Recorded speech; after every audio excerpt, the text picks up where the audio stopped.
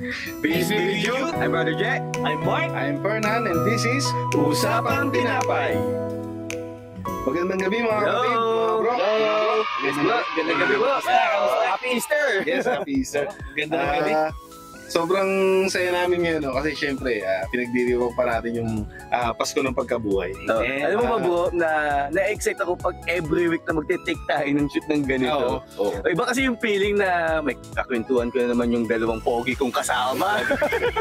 Kumingay. Na-excite talaga ako. Every time na nagkakaroon tayo ng ganitong shooting. Tsaka syempre, linggo-linggo, iba-iba kasi yung message na nakukuha natin kay Lord. Kaya, unique, bawat episode unique siya. Tsaka bro, alam mo ba, yung pinapanood ko yung previous videos natin, yung pinapanood ko yung sarili ko pa, kinikilig ako sa sarili ko. Hindi ko alam kung bakit. Kasi siguro nga, ang galing lang talaga magtrabaho ni Lord sa buhay natin, sa buhay ko especially. So yun, mga kapatid, dadako po kami ngayon sa tinatawag naming Jesus Moment. So Brother Fernan, so paano ba kumilos si Diyos, si Lord sa buhay mo itong nagdaang araw? Ako bro, medyo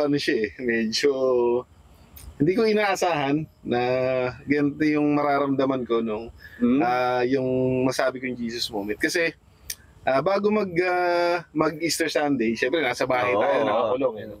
Wala tayong magawa. Ako nakakaugaling, di ba, manood ng mga lumang movies, kagaya Ten Commandments, Jesus of Nazareth. So yung isang, siguro Thursday, Huwebes Santo, naisipan ko ang panoorin yung Passion of the Christ.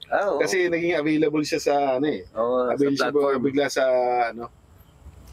So ako, inaasahan ko na naman, syempre dahil napanood ko na siya dati, gruesome yung mapapanood mo kasi grabe yung ginawa. Ay, grabe. Alam mo bro, kaya ako siya natawag na Jesus Moment. Kasi, ngayon, nung time na yun bro, napaiyak talaga ako dun sa pinapanood kong yung pelikula. Passion of Christ. Yung moment, yung bro, yung inilagay yung corona sa ulo niya, tapos pinalo. Di ba galing na sa magkalati ko? Grabe yung pagkakalati ko sa kanya. Si Jesus. Hindi, akala ko okay lang ako dahil nanonood lang ako. Tapos bigla na lang, Naluha ka. oo, kumbaga parang pinaramdam ni Lord sa akin na nung time na yun, nandun siya, mas na-appreciate ko yung movie in the sense na mas nabigyang halaga ko yung paghihirap niya kasi grabe yung dinanas niya para sa akin. Grabe talaga. Kumbaga nagkaroon ako ng another appreciation para sa ginawa niyang pagpapakahirap sa atin. Kaya ako siya naturing na Jesus Moment. Ganda. Oo. Nice. Ikaw, bro, kamusta yung Jesus Moment para sa'yo, bro? Sa akin naman,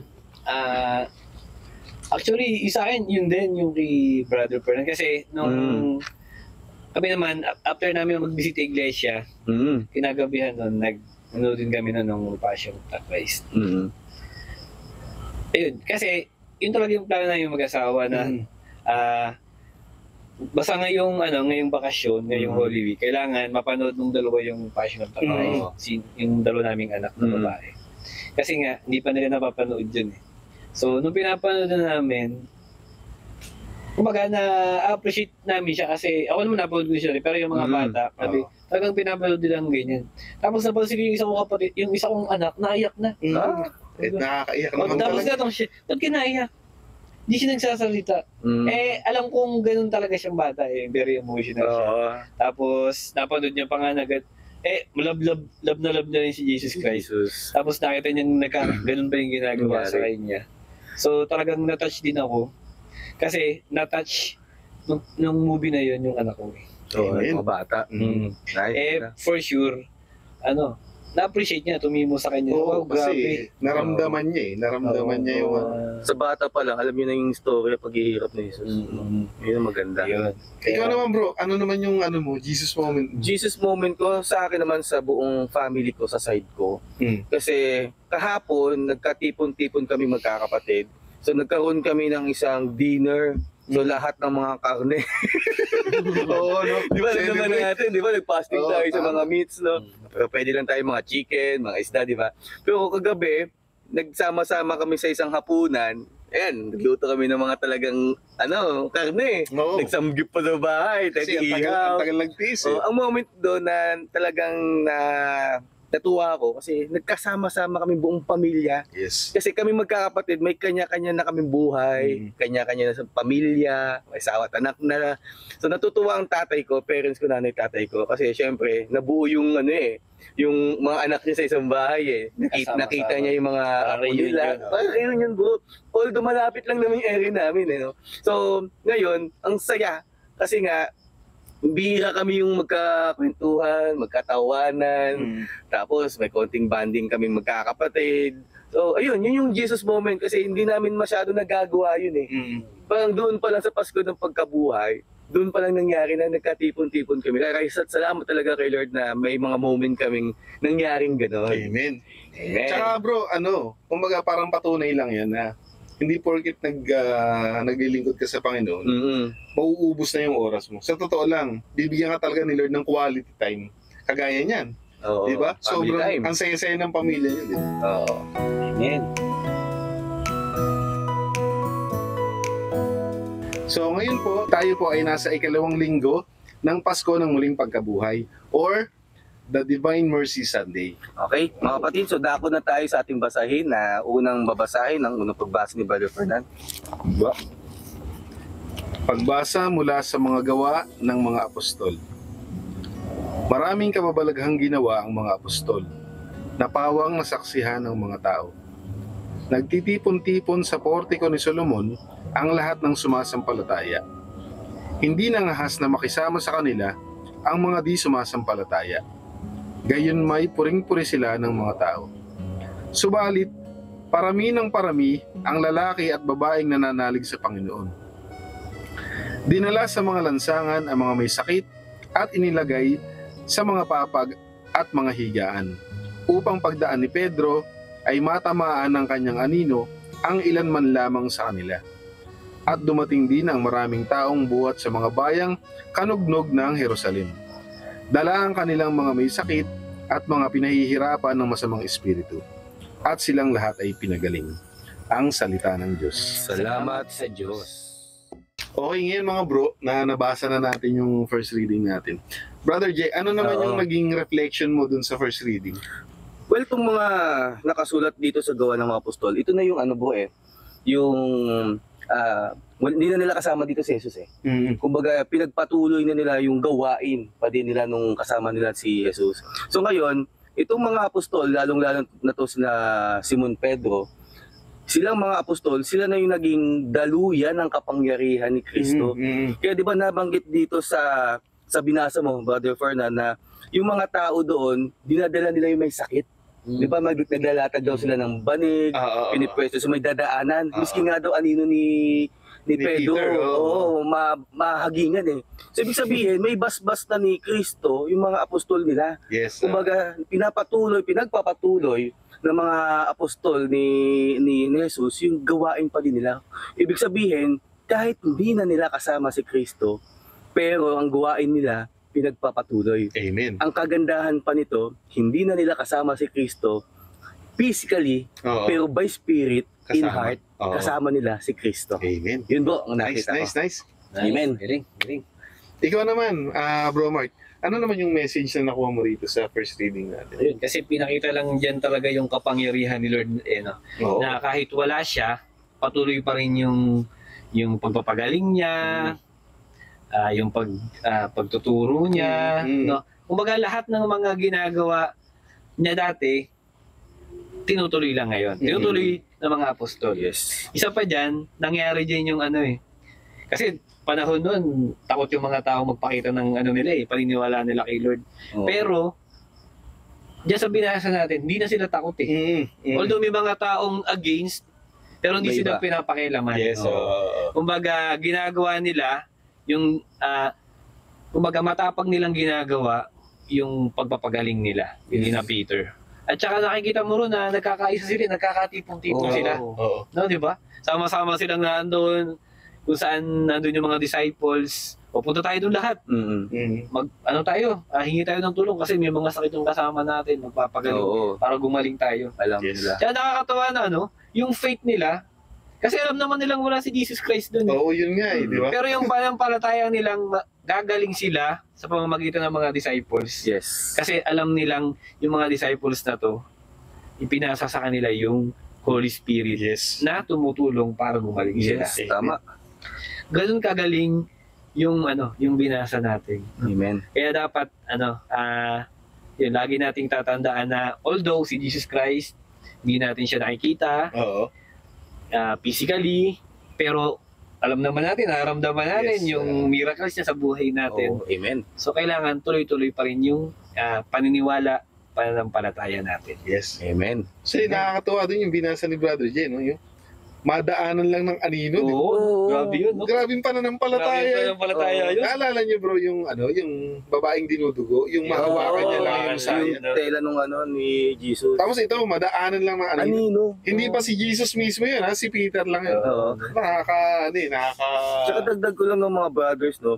Dumami dito yung mananampalataya. Oo, dumami. talaga. Oo. Nagtitipo na mga babae at lalaki. Oo. Tulad ng sinabi mo, no? Sa binasa nga natin, anino lang ni Pedro Oo. di ba? Nag-uunahan sila, Oo. bahagip lang ng anino ni Pedro. So, ibig sabihin, dumadami na yung mga nananampalataya kasi nga, alam nilang si Kristo ay Diyos. Oo. Amen. Tsaka yun nga, hindi na sila natatakot. Hindi na sila natatakot. Kasi alam nilang ano ba bang ikakatakot natin? Meron Oo. tayong Diyos. Yes. Amen. Amen.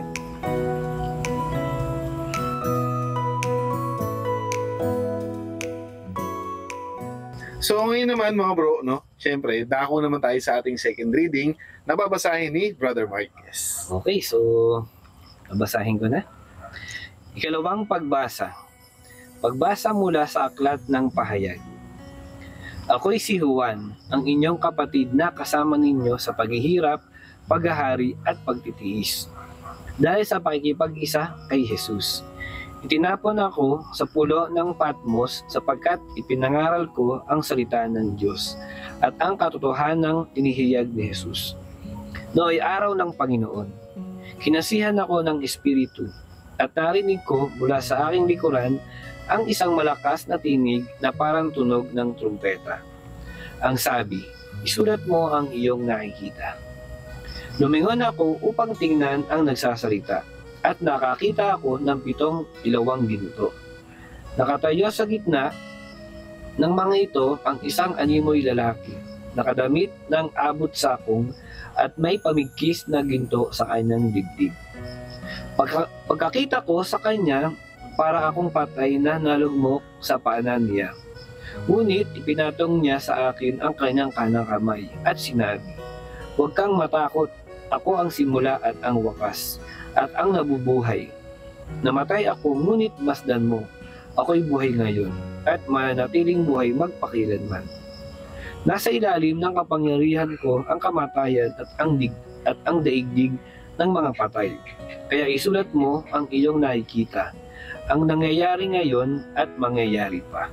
Ang salita ng Diyos. Salamat sa Diyos. Okay, so sa binasa ko bro na ikalawang pagbasa, ano yung interpretation mo doon o yung reflection mo? Ako bro, yung kasing nangyari kay John, yung dinala siya sa Patmos, actually, yan na yung huling parusa para sa kanya. Marami nang ginawang attempt para patayin si John. Kasi di ba pinapatay na yung mga alagad ni Jesus. Yung huling parusa niya, bago siya dalhin sa Patmos, alam ko to, siya inilagay siya sa isang malaking kawa ng kumukulong langis. Doon sana siya papatayin, kaso hindi siya namatay hindi namatay si John. Para siyang piniprito doon, gano'n? Kumukulong langis, inilublob doon si John, hindi siya namatay. Kaya ang ginawa, nung paparusa sa kanya, in-exile na lang siya. Dinala siya sa Patmos Sa isla. para doon siya mamatay na kung halimbawa. Pero dahil nga syempre, alagad ng Diyos si John. Syempre hindi siya pababayaan. Ang nag-strike sa akin dito na message na yung utos ni Jesus Christ sa kanya na isulat mo to, itong nangyayari na to, at yung mangyayari pa. ganoon na lang yung faith ni John. Kasi, yung ipapasulat sa kanya ni Jesus, hindi pa nangyayari. No? At saka, nalilito siya eh. No? Na parang, yung moment na yun, ang iniisip siguro ni John, bakit magpapakita sa akin si Jesus Christ? Yes. Kumbaga, nasa heaven na si Jesus eh. Mm-mm. No, di ba, ang ano dito, nung umalis si Jesus Christ, ang binili niya sa mga apostol niya, di ba? Kayo magpatuloy nung mission ko, which is ginawa naman nga ni John, kaya nga siya natulang mamatay. Pero nagtataka siya, bakit nagpakita pa uli sa kanya si Jesus Christ? Ibig sabihin lang ito, ganun na lang yung pagtitiwala ni John kay Jesus na yung ipinapasulat ni Jesus Christ sa kanya Ewan. ito yung Book of Revelations no? Yung Yes. pahayag. Yung mga mangyayari pa na ni sa hinagap niya, no? Hindi niya may imagine tong mga eksena na to. Nangyayari. Sa pagkalito niya, sa pagkataranta niya, kailangan isulat niya. The same time, namamangha siya. Kung hindi siya mapag-concentrate, di ba? Ang hirap nun. Unang-una, nakita mo in full majesty si Jesus Christ. Mm-hmm. So, di ba, napabow down, gumalang siya ng gusto. Tapos may ipinapagawa sa kanya, at the same time, na-overwhelm siya sa presence ni Jesus Christ. Kailangan doon yung matinding concentration kasi may iniuutos sa'yo at the same time. Nakakatuwa dahil ang nakikita ko kay John, parang tayo lang din na mga ordinaryong tao na nakaka-overwhelm kapag hinanap mo si Lord. Kasi si Lord na yan ibang usapan na yan mabigat yan, seryoso, ganyan. Kumbaga marami sa atin na di-discourage na kilalanin siya ng gusto kasi natatakot tayo baka mamaya malito tayo, magkamali. Pero dahil nga dito sa pagpapakita ni Jesus Christ kay John sa Patmos, parang ini-encourage tayo ni Lord na sundin natin siya.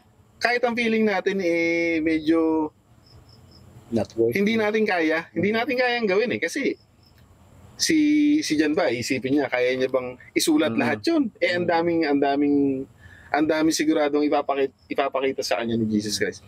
Kumbaga, parang ini-inspire niya lang tayo ng mga ordinaryong tao na makakabasa nito.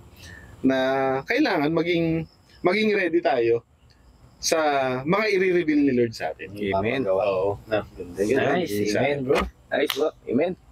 Okay. Amen. So, ikaw naman, bro, J. Ayun. Ano yung sarili mong, opinion, interpretation, reflection dyan sa second reading? Alam mo ba, kung binabasa natin tong aklat ng pahayag, Book of Revelation, no? So dapat maging open-minded tayo sa pagbabasa. Kasi tulad nga sabi ni Brother Fernand, marami ditong pangitain yung mga sinasabi ni Jesus. Pero dito sa binasa nga natin is lalo na kay Juan, 'di ba, ang story niya tulad ng kwento mo, no? Parang niluluto siya sa may langis pero hindi namatay si Juan. Pero ang ginawa ng mga tagapagparusa, iniwan sa isla. Bahala ka kung anong mangyari sa'yo, mamatay ka sa gutom, kainin ka ng mababangis na hayo. Basta maraming pwede mangyari. Pero yung pag-uusig dito, bro, kay Juan, hindi siya natinag, hindi bumaba ang kanyang pananampalataya sa Diyos.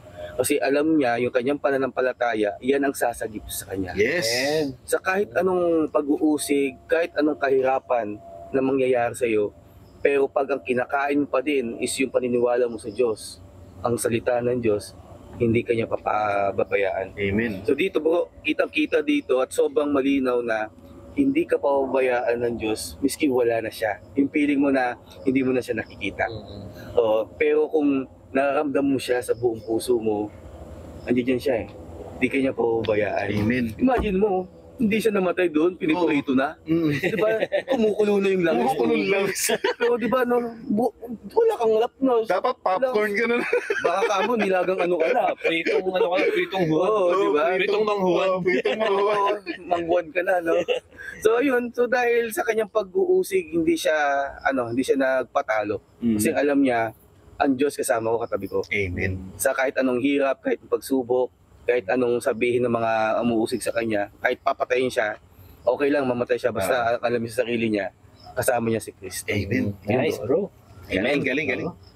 Ako naman, hubanga ako dun kasi inutusin siyang magsulat. Oo. Nasabi niya, isulat niya yung mangyayari ngayon at yung mga mangyayari pa Oo. na pinapakinabangan natin ngayon sa panahon na to. Hanggang ngayon. Isipin nyo, kung walang instruction si Lord kay Jan na ganun dati sa kanya, malamang wala tayong binabasa ngayon. Amen. Oo. At sobrang gandang mga babasahin to. Kasi nasa Bible. Oo, ito ka, binabasa natin. Binabasa natin. Oo. Ibig sabihin, napakatagal ng sinulat nito, Oo, pero hanggang ngayon, nakikinabang pa rin tayo. Yes. Okay. Amen. Amen. Nice. Good job, bro. Yeah.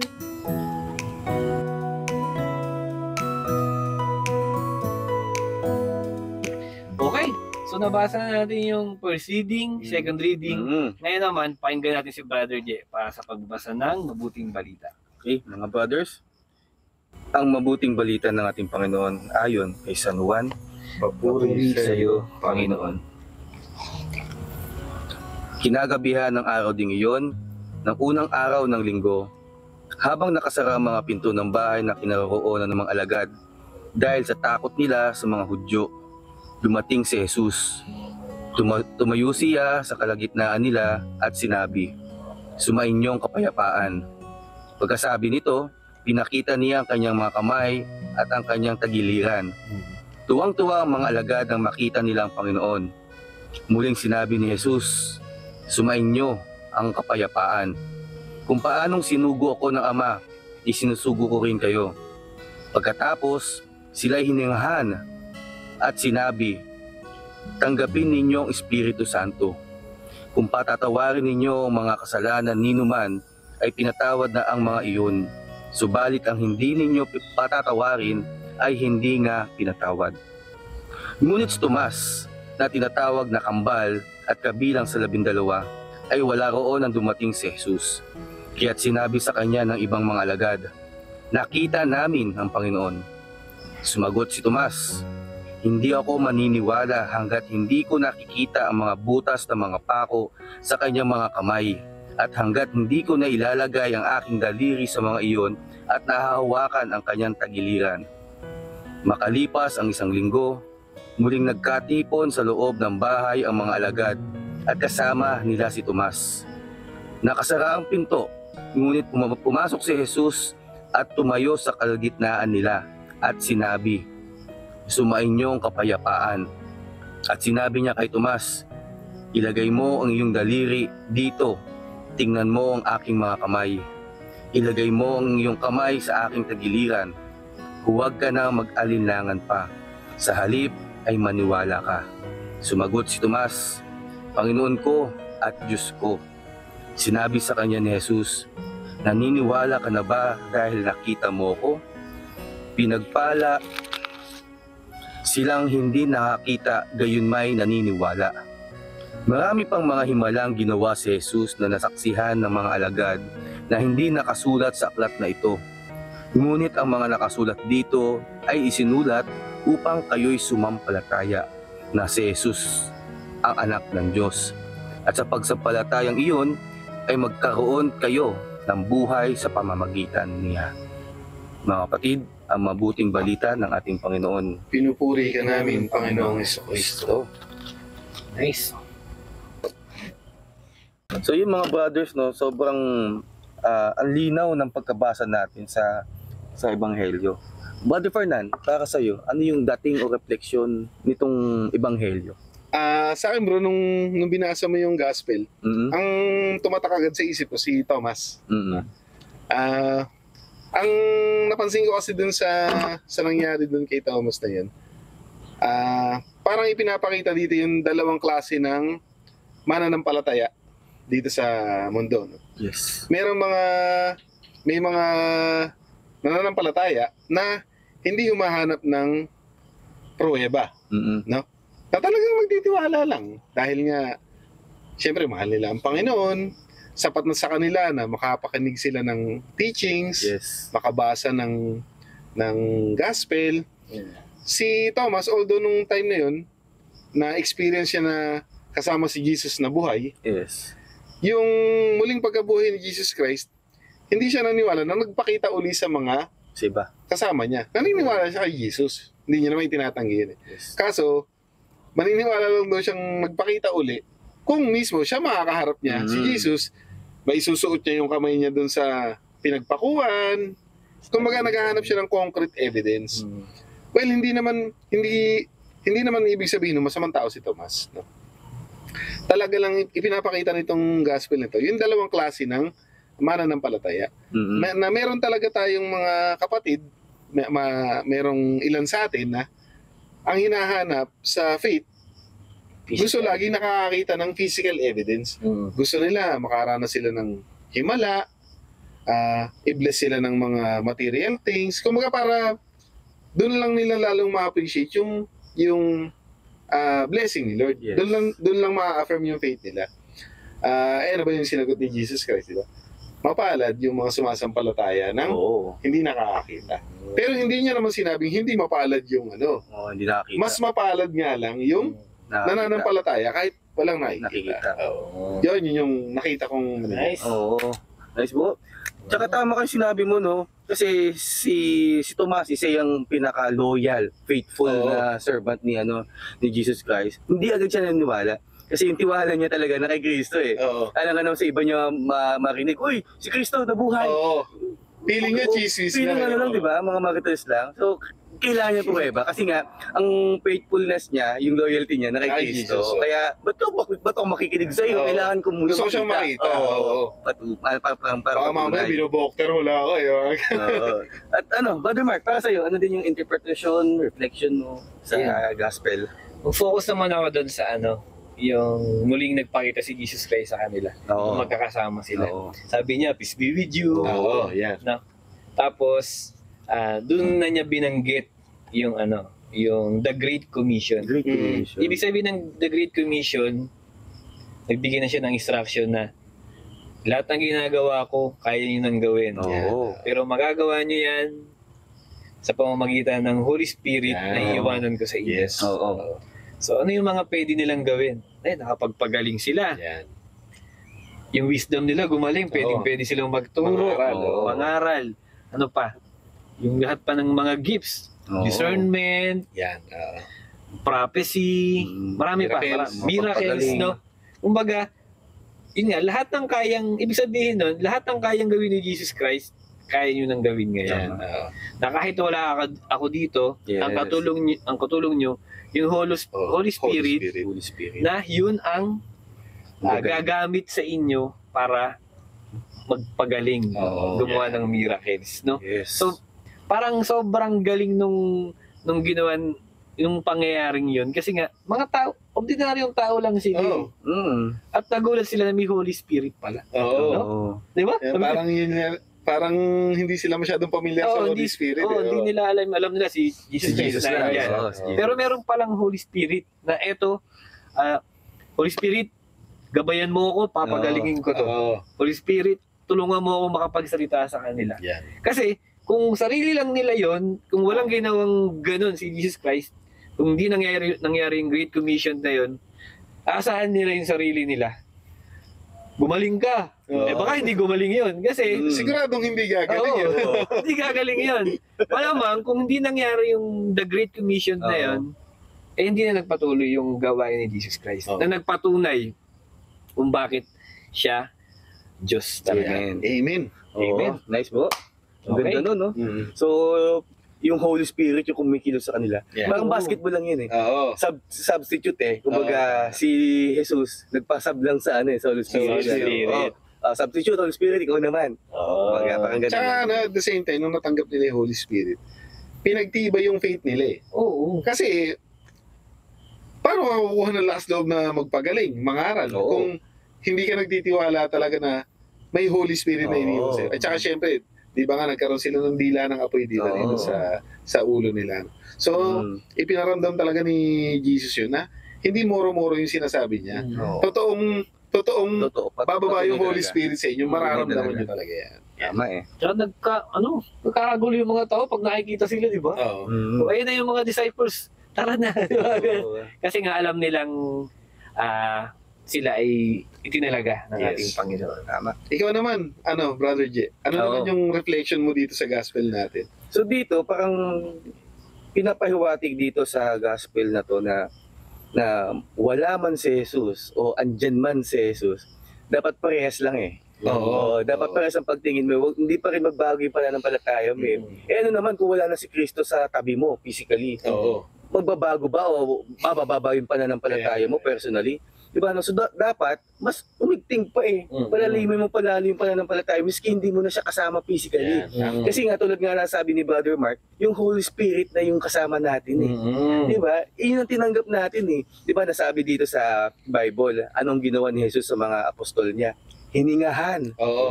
So yung paghinga niya na yun yung ano, kumbaga, binibless ko kayo, binabasbasan ko kayo sa ngalan ng Ama, Anak at ng Espiritu Santo. Yun yung pinaparating ni Jesus. Kaya hininga nila. Ano pa sinabi ni Jesus? Sumain niyo ang kapayapaan. So wag kang gagawa ng kahit anong trabaho na hindi ka peaceful sa iyong puso. So Kailangan wala kang pangamba. wala kang takot, pangamba, doubt lalo. So kaya sinabi niya yon. Kaya ito si Apostol Tomas, ayaw niya maniwala. Sa mga sabi-sabi na andyan si Kristo buhay kasi gusto niya talaga prueba.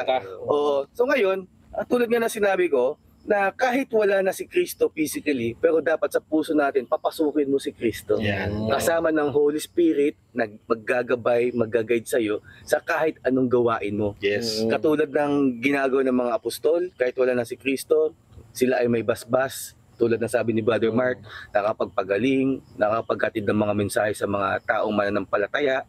Marami pa kung anong ginagawa ni Kristo nung siya ay buhay. Yan. So ngayon, dapat peacefully mong gagawin ito na kasama mo yung Holy Spirit, na kasama mo si Kristo sa puso mo. Amen. Amen. Amen. Amen. Amen. Peaceful in the sense na wala kang takot. Oo, siyempre. Kasi nagtitiwala ka talaga na kapangyarihan ng Diyos yung ipinahiram sa iyo. Oo. Di ba sabi nga ni Jesus, ang kasama nyo ay Holy Spirit. Holy Spirit. Siyempre, triune God yan. Sabi nga ni Bro Jen, substitution. Umakit na si Substitute. Jesus, May kapalit. may pumalit agad. Ibig sabihin, hindi niya tayo talaga pababayaan sa laban. Tama. Na, Hindi tayo nag-iisa. yan. Oo. Doon sa iniutos niya sa iyo na ipagpatuloy mo yung ginagawa ko, hindi ka talaga niya iniwan. Hindi ka Kasi, nag-iisa. Another persona niya naman yung kapalit. Oo. Kasama pa rin natin siya. Amen. Amen. Napakagaling nun. Isipin mo, pwede namang hayaan na lang tayo ni Lord. Oh, Tataas na lang siya. Oh. Tapos bahala na kayo dyan. Pero hindi niya tayo pinabayaan. Tama. Ito yung Holy Spirit, makakatulong nyo to. Ipagpatuloy nyo yung gawain natin Tama. na mas manampalataya yung mga tao. Amen. Amen. So yun nga, no? Ang ganda ng ang ganda ng mga message na Sa balinaw. Grabe yung yung iniiwan sa ating mensahe ng Panginoon. Ngayon matapos nating basahin yung first, second, and gospel. Brother Mike, ano naman yung nakita mong connection ng tatlong binasa natin? Kitang-kita no? Yung sa gospel, binigay ni Jesus Christ yung Holy Spirit sa mga disciples. Yes. Ayun. Nagkaroon sila ng kapangyarihan para magpagaling, no? Para magturo, etc. Sa first reading, ginawa ni na Peter, ng mga disciples. Kasi sinabi doon na yung madaanan nga lang ng anino gagaling. Oo. At saka yung pinagsama-sama sila sa lamesa, yung mga bisakit. Tapos sinabi sa dulo at sila'y pinagaling. Yan. No? Kumbaga, proof yun nung ginawa sa gospel. No? Tapos, sa second reading naman, yung buhay ni Jan nung siya ay sobrang hirap na hirap, hindi siya iniwan ni Lord. Yes. Andun pa rin siya. No? Tutusan pa nga siya, magsulat ka pa. Oo. No? Ang galing na kasi sinasabi ni Lord na kahit sa anong sitwasyon mo, kahit anong ginagawa mo, kasama mo ko, Yan. hindi kita papabayaan. Tama. Gaya nung nangyari sa Great Commission, sa first reading, hanggang sa second reading sa buhay ni Jan. Yes. Sobrang, kumbaga, tinuturo sa atin ni Lord na kahit anong mangyari sa buhay mo, anong sitwasyon man ni Lord, kung nasan ka man ngayon, andyan ako para sa'yo. Amen. Hindi kita papabayaan. Hindi ka nag-iisa. Amen. Amen. Hindi ka nag-iisa. Oo, ganda yun. Ikaw naman, Brother J, ano naman yung connection para sa nung mga binasa natin? Oo po. Sobrang linaw ng mga binasa natin. Talaga nagkakatugma. Sa first reading dito sa mga gawa ng apostol, ito yung panahon na panahon na sila ay nagtatrabaho na hindi nila kasama si Kristo. Mm. So dito, yung mga apostol, naging daluyan sila ng kapangyarihan ni Kristo. So dito, binasbasan sila dito ni Kristo at itong mga apostol na to, pinagpatuloy yung gawain nila na hindi kasama si Kristo. Kahit anong hirap na dinadanas ng mga apostol dito, kahit anong hirap ang dinadanas sila, kahit magutom man sila, mainitan, hindi nila alintana yun eh. No? Pero doon sila nakapokus sa gawain na kagustuhan din ng Panginoon. Amen. Yun yung misyon na iniwan ni Kristo sa mga apostol. Amen. Katulad na lang sa second reading din, no? Sa first reading, di ba, naghirap din yung mga apostol dito, sina Pedro, kung sino man. Kasi naglakbay sila ng iba't ibang bansa pa eh, no? Hindi lang sa isang bayan ng Jerusalem. So dito naman, sa second reading, grabe yung paghihirap ni Juan dito. Lahat ng pagdudusa, lahat ng mga pagtitiis na naramdaman ni Juan dito, hindi bumagsak, hindi bumaba ang pananampalataya niya kay Kristo. O, sa puso niya kasi, wala na sa aking Panginoon. Pero ang tinitignan ko pa din, siya. Kasi naniniwala si Juan sa kanyang pananampalataya na katabi ko lang si Kristo. Amen. Hindi niya ako pababayaan. O, kahit anong hirap ni Juan, kahit anong isipin niya sa buhay niya, kung anong mangyayari sa buhay niya, hindi niya hindi niya isipin yun kung mamatay siya, kung papatayin siya, at anong pang mangyayari sa kanya. Pinarito nga buhay. Pinarito nga di ba? Diba, sabi niyo nga, naging Juan na eh. Nabuhay na. Naging manghuwan. Di ba, grabe ang hirap niya. Pero, sa puso niya, dahil sa pagmamahal niya kay Kristo, grabe. Nabuhay. Oo, hindi siya natatakot eh. Kasi mahal niya ang Panginoon. Tinanggap niya sa puso niya ng buong pagkatao niya si Kristo. Amen. At ngayon, sa Ebanghelyo, ay nagpakita di ba si Jesus sa kanila? Gumit na pa si Jesus sa mga apostol. At anong sinabi niya? Di ba? Sumainyo ang kapayapaan. Ano? So dito, nagbigay si Kristo sa kanila ng ganong mensahe na sumainyo ang kapayapaan kasi kumbaga, kung mag-mission ka, kung ipagpapatuloy mo yung gawain mo sa mga tao, di ba sabi ko kanina, dapat mapayapa ang puso mo. Huwag kang gagawa ng kahit anong mission kung may galit ka, kung may worry ka, pag-aalinlangan ka. Di ba? Dito sa pinakita ni Tomas, medyo nag-alinlangan siya. Kaya siguro inulit ni Kristo nung nakita niya si Tomas, sumainyo ang kapayapaan. Sinabi niya yun kay Tomas, no? Na gustong iparating ni Jesus kay Tomas na kahit wala na ako sa tabi mo. Di ba? Pero sa puso mo, yung espiritu ko, yung ibibigay ko sa inyong Holy Spirit na maggagabay sa inyo patungo sa kapayapaan. So yun ang nakita kong connection bro nung tatlong binasa natin. Amen. Amen. Nice. Okay. At para sa iyo, Brother Fernan, ano din ang connection ng tatlong binasa natin? Ako ang nangibabaw sa akin message nung tatlong readings natin. Parang ini-encourage tayo ni Lord na mas magtiwala sa Kanya. Yes. Kasi, kagaya na sinabi mo, no, ipagpatuloy yung mission. No? So, paano mo ipagpapatuloy yun? Kailangan may faith ka sa Kanya. Magtiwala ka sa Kanya. Paano ka magkakaroon ng kapayapaan? Kailangan may faith ka sa Kanya. Yes. Nagtitiwala ka sa Kanya. Ngayon, bakit ka magtitiwala? Ano ba yung ipinakita ni Jesus? Na walang hanggan yung kanyang awa sa tao. Amen. Boundless, no? Ang kanyang awa ay divine. Kaya nga tinawag natin tong Divine Mercy Sunday. Kasi kahit na nung nagawa niya na yung mission niya sa lupa ni Jesus Christ, na tubusin yung mga kasalanan natin, Yes. hindi niya maatim na iwanan lang tayo ng ganun. Ang ginawa niya, ibinaba niya naman yung Holy Spirit sa atin. So, si Father God, no? Ibinigay niya sa atin si Jesus para tubusin yung kasalanan natin. Pag-akyat ni Jesus Christ, ang ibinigay niya naman sa atin yung kanyang Holy Spirit. Kasi nga, sobra yung awa niya sa mga tao. Ayaw niya tayong mapahamak. Kasi, kung kagaya nga ng sinabi mo kanina, no? Kapag ang iniwanan na lang niya mga apostol, hinayaan niya na lang mangaral nang sila-sila na lang, sigurado magkakamali. Oo. Dahil walang guidance ni Lord. So, ang ginawa niya nga, iniwan niya yung Holy Spirit para maipagpatuloy yung panggagamot, pangangaral, di ba? Pagpaprophesize. Yes. Ano ba yung pinagawa niya kay John? Di ba prophecy yun? Yung sa Revelations? Paano mo matatanggap yun kung walang intervention ng Diyos? Ano yun, i-inventohin ni John? Di ba? Hindi, Wala. syempre. Kumbaga, grabe nga yung yung habag ng Panginoon nga sa ating mga tao. Walang hanggan. Hindi niya tayo kayang pabayaan. Kaya lahat ginagawa niya para sa atin. Yes. Iniaalay niya talaga lahat. Sobrang bait, no? Nakipag-covenant siya sa atin. Ibinigay niya si Jesus Christ. Ibinigay niya yung Holy Spirit para makita nating mga tao na kinahabagan tayo ng Diyos. Mercy. Kaya, dapat magkaroon tayo ng pananampalataya sa Kanya. Magtiwala tayo sa Kanya. Kasi nga, ipinapakita niyang pilit sa atin. Kinahabagan niya tayo. Oo. Amen. Oo. Tsaka ano yung bro no? Kasi nilinis na nga niya yung kasalanan. Ngayon, alam niya kasi magkakaroon ulit ng kasalanan yung mga tao. Sigurado.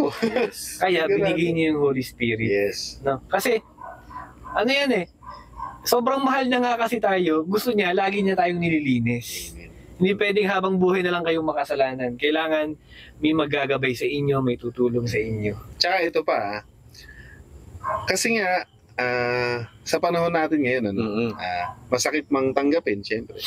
Marami talaga na gumagawa ng paraan para ma-discredit yung mga pari natin, mga bishops, at ang ating pope.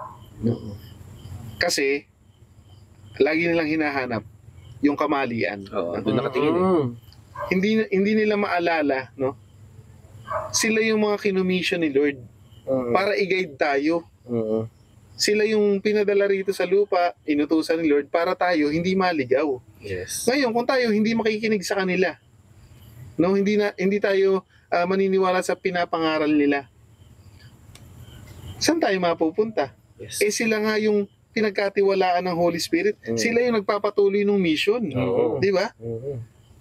Kung ang hahanapin mo yung kamalian ng tao, sigurado mali yung makikita mo. Ano ba yung sinabi dito noong paring narinig ko? No? Maaaring ang nagmi-mission, ang may katawan, maaaring magkamali yan. Pero ang message na dala niyan, na galing sa Panginoon, hindi yan magkakamali. Kasi galing kay Lord yun eh. Yes. Ayun, halimbawa tayo, ito itong ginagawa natin. Binibigyan natin kahulugan yung salita ng Diyos, ginagawa natin lahat ng makakaya natin para maitawid sa kanila kung ano yung mensahe ng Panginoon. Tayo, individually, no, as a human being, marami tayong pagkakamali. Tao lang tayo eh. Perfect. No? Pero yung itinatawid natin na message, yung binasa natin na galing sa Bible, maaaring yung interpretation natin magkamali. Pero yung binasa natin na galing sa Bible, hindi yan magkakamali. Kaya dapat ang tao nakafocus talaga kay Lord. Pakinggan mo yung message niya sa'yo. Huwag mong tingnan kung sino yung nagsasalita. Di ba? Siyempre, pag ang tinignan mo yung tao, ang makikita mo dyan, puro kamali ang tao. Mali yan, tao yan. Kumbaga nga, palaguin mo yung pananampalataya mo. Kasi nga, hindi tayo pinabayaan ng Diyos eh. So magtiwala ka sa Kanya. Amen. Nice. Ganda nun, bro. Oo, lalim. Okay, lalim nun. Matindi yun. Okay, so ngayon, no, naunawaan na natin, nabigyan natin ng reflection, nabigyan ng connection. Siyempre, kulang to kapag walang application. Tama. Ayan. Oh, Brother Mike, para sa iyo, ano naman yung magiging application mo para sa pagmi-mission? Okay.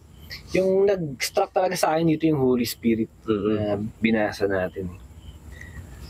Ako, naniniwala ko na yung Holy Spirit, hanggang ngayon, nandito pa rin siya. Ang kailangan lang natin gawin, tumawag sa Kanya. Para magawa rin natin yung mga gustong ipagawa ni Lord sa atin as mga regular lang na tao. Ngayon, ano bang may tutulong ng Holy Spirit? Kung ano yung ginawa ng Holy Spirit sa mga disciples dati, possible magawa rin natin. Yes. Kasi as human being, kung sarili lang natin ang aasahan natin, wala talagang mangyayari. Tama. Kailangan talaga natin si Jesus Christ. May guidance pa din. Kung kailangan nating, actually yung mga pray over, effective yan. Effective yan kasi ilang beses natin yung ginawa sa mga may sakit. Tama. At yung mga pinagpe-pray natin sa mga brothers and sisters natin, yung mga prayer na yon, kundi naman tayo tumawag sa Holy Spirit, hindi naman mangyayari yung mga yan. Yes. No? At yung mga gawain natin, yung kung saan man tayo napunta, ano bang mga ginagawa natin, yung mga seminars natin. Hindi naman yan mangyayari nung sariling kakayahan lang natin. Sobrang importante nakilala natin yung Holy Spirit kasi yan yung tutulong sa atin para magawa natin yung mga mission natin. At kailangan i-maximize natin yung paghingi ng tulong sa Kanya. Amen. Yun yung para sa akin. Ganda. Nice one. Nice. So, yun para sa iyo, Brother Fernan. So, paano mo mabibigyan siya ng application sa buhay mo? Yung nakita kong application, syempre, ang naging focus ko kanina, yung magtiwala ka nga dahil tayo ay kinahabagan ng Panginoon. Napakadali kasi talaga, madaling sabihin yun eh. Magtiwala ka. Lagi nating naririnig yan. No? Kahit sino yung makaharap natin na religious person, mga magulang natin, mga kaibigan natin, sigurado nakarinig na tayo ng magtiwala ka kay Lord. No? Pero ano nga ba yun? No? Ang dali mo lang marinig yan eh. Yes. Sa akin, ang isang paraan para may ipakita mo yung pagtitiwala mo sa Panginoon. So unang-una, siya yung tatawagin mo. Kasi kung nagtitiwala ka talaga sa Diyos, sa Kanya ka hihingi ng guidance. Kailan mo yung gagawin? Pagmulat ng mata mo. Yun ang unang-una mo dapat gawin. Amen. Para ipakita mo sa Panginoon na nagtitiwala ka sa Kanya. Pagmulat ng mata mo, yung buong maghapon mo, sa Kanya mo na kaagad ipagkakatiwala. Naalala ko yung sinabi ni Moises dati dun sa na Panginoon, parang ibaba mo sa amin ang iyong awa para sa buong maghapon, ikaw ay papurihan namin. Kung hindi ako nagkakamali, parang medyo nare-recall ko lang siya. So, yung sinabi ni Moses na yun ang galing niya kasi, pagising mo, pagkakatiwala mo na agad yung maghapon mo, ang gagawin mo na lang sa maghapon, panonoorin mo na lang kung ano yung himalang gagawin niya. Kung ano yung kilos na gagawin ni Lord. Yes.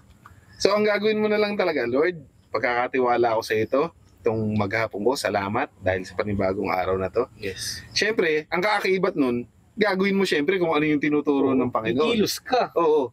Pero, panonoorin mo siya kung paano niya paganahin yung kapangyarihan niya sa buhay. At sa gabi, papupurihan mo siya. Amen. Kasi alam mo, si Lord yung kumilos sa buhay. Yes.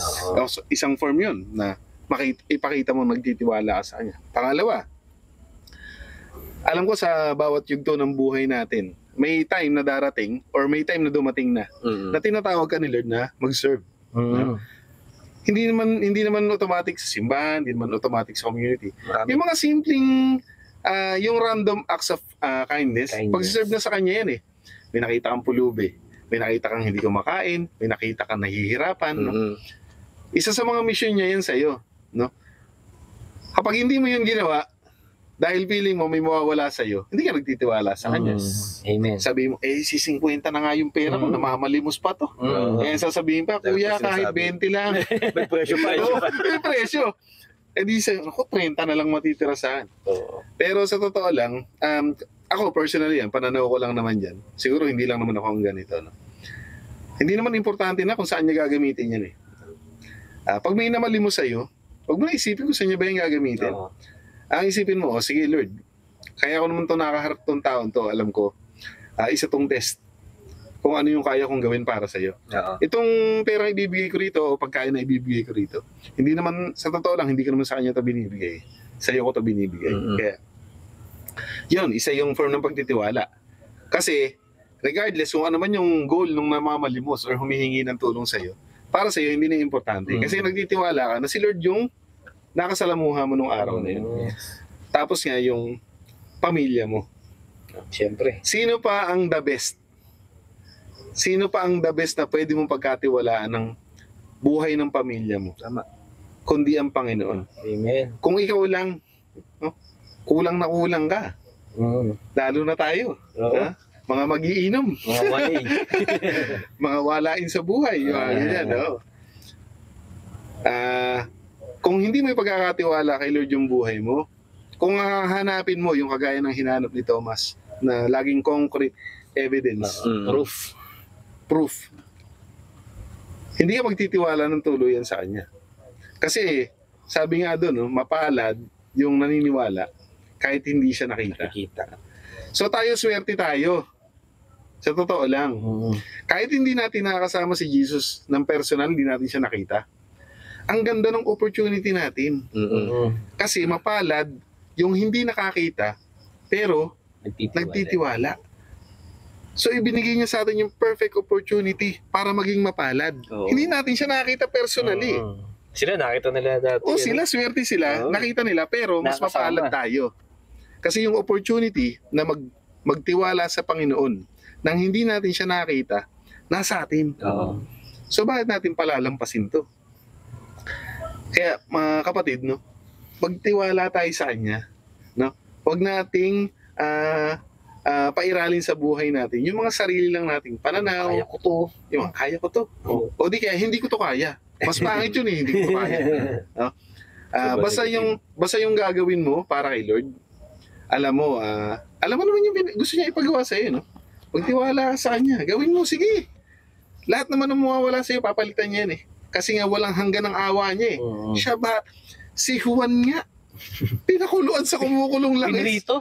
Pinirito. Hindi man lang na parang nag-sauna ba't lang. Pinadala sa isla, no? Para mamatay doon. Pinagsulat. Binigyan pa ng assignment, nakapag-homework pa. Ganun si Lord. Hindi niya tayo pababayaan. Kaya Amen. magtiwala tayo sa Kanya. Amen. Nice. Grabe. Nice ba? Tiwala. Galing. Okay bro. Ngayon, narinig mo na yung application namin. Ngayon, para sa iyo naman bro, saan mo ito ma-apply yung natutunan natin ngayong gabi? Na-inspire ako sa mga application sa buhay, no? Kasi diyan din ako makakapulot ng aral. Kasi na-inspire nga ako sa inyo. Sa akin, gusto ko lang din idagdag as application para sa akin. So sana sa inyo din, madagdag nyo din sa application nyo. Kasi sa panahon natin ngayon, mga kapatid, takot tayo humarap sa isang serbisyo pag ang trabaho sa Panginoon. Ang hirap ibenta ni Kristo sa tao. Amen. Pero kung magbebenta ka ng mga dyan, kung ano-anong bagay, ni pagkain, di ba, kukunin yan kahit gaano pa yung kamahal. Di ba, mas papakinggan pa nila yung sinasabi ng mga binibenta ng mga bagay na yan kaysa pag sinasabi mo yung salita ng Diyos. Amen. Ang hirap ibenta, pero yung ginagawa ng mga apostol, sina Pedro, sina Juan, naging daluyan sila ng kapangyarihan ni Kristo. So, binasbasan sila, ginagawa nila kung ano man yung trabaho ni Jesus na inatang sa kanila. Yes. So, hindi sila nagpapadaig sa kahit anong maririnig nila, kahit anong makikita nila, o kung abatuhin man sila, hindi sila kailangan dumaing.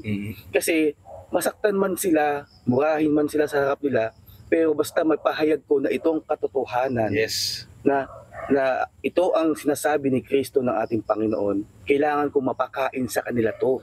Miski hindi nila gusto to, kailangan kong mapakain sa kanila to. Itong mensahe ng Panginoon.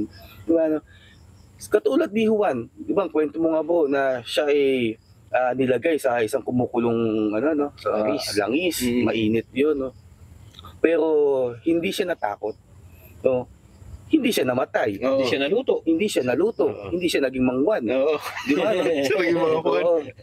Kasi ang alam niya sa sarili niya, kasama niya si Kristo. Amen. So ngayon, mabibigyan ko to ng application sa sarili ko na kahit na anong bato sabihin sa akin, negatibo man ito, physical man ito, saktan nila ako, no? Hindi akong papadaig sa mga ganyan. Kung ano man marinig ko masakit sa akin, pero kung alam ko sa sarili ko na tama ang ginagawa ko, kasi kasama ko si Kristo, Yes. by heart, by spirit, kasi nga sinasabi sa atin ni Kristo, kasama mo ang Diyos Ama, Anak, at ang Espiritu Santo. At sinasabi natin ito, Amen. Kasi mapasa akin, mapasa atin, kasi sinasabi nating Amen, kasi nga, nasa sa atin na yun. Amen. Depende na lang sa iyo ito, kung gagawin mo ito, kung matatakot ka, kung magpapatinag ka sa mga naririnig at mga sinasabi sa iyo. No, kung nagpatinag ka, di ba? Talo ka. Kumbaga ang sinasabi ni Kristo na sumayo sa inyong kapayapaan, pero sa puso mo wala kang payapa. Puro ka pangamba. Puros pangamba, takot, no? Duda. Wala, hindi mo mabibigyan ng hustisya yung sinasabi mong salita ni Kristo. Amen. Kaya mga kapatid, sumayin yung kapayapaan. Amen. Peace be with you, bro. Peace be with you. Okay. So, ang overall pala, bro, dapat nating isipin na si Lord ay kasama lang natin lahat. Amen. No? Kahit ano man yung ginagawa natin sa buhay, isipin natin na si Lord ay kasama natin. Yes. So, kailangan pala nagiging maingat tayo sa kilos natin at sa Yes. mga sinasabi natin. Yes. Kasi, Panguhusga. nandiyan si Lord eh. No? Minsan, ano rin eh, no? Mapaisip ko rin ako, dapat pala hindi ko na to ginagawa. Oo. No? Kasi minsan akala natin, ay wala namang nakakakita. Oo. Oo, wala Oo, naman wala namang nakakita. Pero pag inisip mong, andyan lagi si Lord, ay, kailangan ko pala maging mabuting tao talaga. Oo. Kasi kung iisipin kong walang Panginoon, eh baka lahat ng kawalang hiyaan eh talagang Sigurado. ginawa ko na. Sigurado. Oo. No? Napakahirap. Tama. Ako napakahirap ng mabuhay ng walang Panginoon. Yes. Mahirap Kasi- talaga. Lagi ka na lang matatakot. May pera ka, takot ka. Wala kang Mhm. pera, takot ka. Wala kang kapayapaan. Wala kang kapayapaan. Lagi ka nag-worry. Kasi lagi mong isipin anong mangyayari sa akin bukas, Oo. anong mangyayari sa pamilya ko. Kasi limitado lang yung kakayahan ng tao. Kasi kung Oo. iisipin mo talaga yung sarili mo lang, hindi kaya ko itong lahat. Magtatrabaho ko maigi, Oo. paparami ko ng pera. Kaya ko naman itong lahat eh. Pero kung iisipin mo, hindi. Our God is our provider. Yes. Bibigyan ito lahat. Oo. Hindi ako matatakot kasi meron akong Panginoong kasama. Amen. At si Amen. Jesus Christ yun. Tsaka tulad natin, no, isa tayo sa mga servants ng ating Panginoon. Mm. Yung, di ba tayo may mga gawain tayo alos linggo-linggo. Oo. No, may mga events, households tayo, activities, ano. Usually, nangangamba tayo. For example, pag may mga registration, yan. yun, kasi doon tayo tumitingin sa pera eh. Pero ba't di natin tignan yung kung ano meron sa event na yun? Oo, grabe Oo. yung presyo nun, walang-wala sa matututunan Yes. mo doon. O halimbawa na lang, no, si Kristo, inimbita ka. Sasabihin sa'yo, o Fernan, punta ka nga sa lugar na to, punta ka dito sa may, halimbawa sa Quezon City. May event ako dito, kaso may bayad. Pero ang dahilan mo, wala po akong pera eh. Oo. Oo, saan ako kukuha ng registration mo? Pero hindi, yung sinasabi mo po, no, hindi ka nagtitiwala sa sinasabi ng Panginoon, nagtitiwala ka sa pera. Oo. No? So dapat, pag sinabi ng Panginoon na pumunta ka, may ano ako dito, may mensahe ako sa inyong lahat, may isa akong pagtitipon o may party. Sabihin natin ganun si Jesus Christ sa isang lugar na yun. Pumunta ka. Amen. Oo, pumunta ka. Huwag ka tumingin sa bagay. Doon ka Oo. tumingin sa Panginoon natin. Yes. Siya naman talaga yung sasadyain mo ron. Oo, siya talaga. Tsaka, God will provide. Yun, Yahweh Yireh Just, nga eh. just say yes. Yahweh Yireh. Okay. Ano yan eh? Pagka, ano yun? Sabi nung isa nating kapatid, kung maalala mo, no? Mm. Na pagka nag-invite si Lord, nandun talaga siya. Oo. So kung naniniwala ka talaga na nandun si Lord, tapos hindi ka pumunta, Inindian mo si Lord. Nakakaya. parang sa madaling sabi nun, para ka namang eng-eng nun. No? Naniniwala ka na nandun si Lord, di ba? Oo. Tapos hindi ka pupunta. Sino ba niloko mo ron? Oo. Siyempre, nakakaya din. Niloloko mo yung sarili mo. Sabi mo, naniniwala ka, tapos hindi mo siya sisiputin. Oo. Diyos kong bata ka. Tsaka ano ba, no, sa kabila ng mga biyaya sa iyo, ano, tapos i-reject mo ang ating Panginoon. Yes. Lahat na binigay sa iyo, 'di ba? Kagandahang lalaki, katikasan, Sabi ko. sa kaperahan, Ganda ng lahat ng pulis. bagay. Pasensya. Maputi, maputi. Uy, parang di ata ako pinala dyan. So, yun. Yan, amen. So, galing, bro. Amen. Nice, good job, mga kapatid. Next. Amen. Thank you, Lord. God is with us. Yun lang. So yun mga kapatid, maraming salamat Yes. sa muling Okay. pagsama niyo sa amin sa another episode ng Usapang Tinapay. Thank you mga bro. Oo, Thank you. Ganda. Ganda to. So mga kapatid, muli, kung nagustuhan niyo po yung kwentuhan namin, Yes. kung may napulot po kayong aral, please like, share, and subscribe po para matulungan niyo kami Amen. na ma-spread po yung mabuting balita ng Panginoon. Diyan sa baba, mayroon po diyang comment box kung ano yung gusto nyong i-message or mensahe regarding sa pinag-usapan namin Yes. mga kapatid ko na nandito. Pwede niyo po diyang i-comment. At gusto ko lang po i-announce mga katinapay na magkakaroon po ulit ng Christian Life Yan. Seminar sa darating na May 3, 2025. So, 2 linggo na lang siguro to, no? Oo. Ang natitira. Malapit Lapit na. So, ito po ay seminar sa mga mag-asawa na katulad din namin ng mga young couples na nagsiserve din sa ating Panginoon. So, wala po itong registration. Gaganapin po ito sa Tami Resort. Dito lang po sa Barangay de Ocampo, 13 Martires City. Amen. Oh, ang ganda. Ang saya ng gabi Oo. ito. Yes. Galing. Talagang nag-enjoy ako. Marami na naman ako natutunan. At sigurado, next week, ganun ulit. Yes. Tama. So, anong gagawin natin? Hindi panoorin niyo ulit kami next week. Amen. Okay? So, kita-kits tayo bro. Next week ha? Sunod Next ulit. week. Next week. Pero syempre, huwag nating kakalimutan at lagi nating tatandaan na Ng tao ay hindi lamang sa tinapay na bubuhay. kundi sa bawat salita ng Diyos. Salamat!